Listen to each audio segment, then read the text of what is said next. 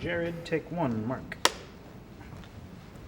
I just remember exiting the stage from my first performance when I was, I guess, 6 or something. And I remember seeing someone in the first row that I knew, and I waved to them, and then I walked off.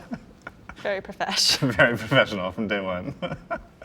I think the first professional ballet I saw was the Pittsburgh Ballet Theater. They came to my town, and they performed Balanchine's Allegro Brilliant, and I vividly remember like just key moments in their choreography that were just like sort of amazing. I think it was definitely the musicality and this sort of energy that's that the choreography had. The Balanchine stuff was so sort of vivid and just like spoke to me.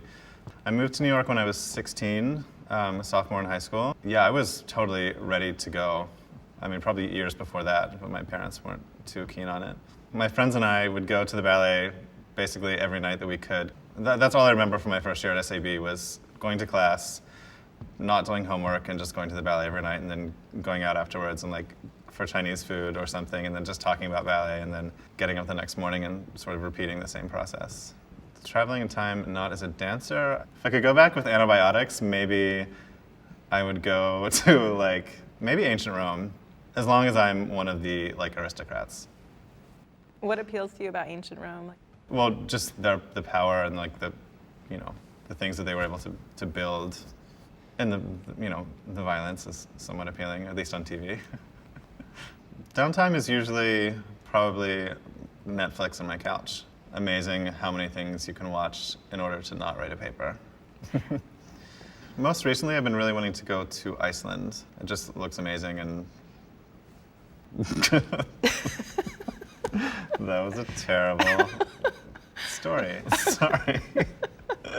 Let's try again. Recently, I've been wanting to go to Iceland, and I've been trying to figure out ways to do it. Because I think you can buy a ticket there and then fly somewhere else, but I haven't been able to make it work yet. Nature vacations, that's sort of interesting me now more than going somewhere and having to do like cultural things. First international tour, we went to Scotland, and I just remember that being when my friends and I all discovered crepes, Nutella crepes, and that was like, that's obviously like a life changer.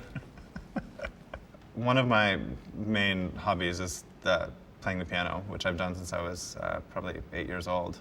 I think music is the reason that I do both things, but it's just a different way to get like inside of the score. If a part is particularly hard, or if it's like a role that you're not really comfortable with, I at times will like force myself to just sort of chant like, "You're having fun, you're having fun, you're having fun."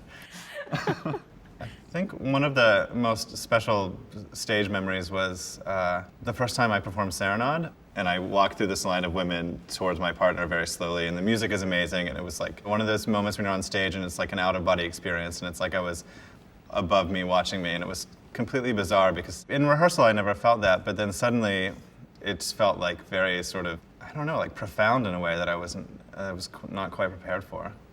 My name is Jared Angle, and I'm a principal dancer with the New York City Ballet.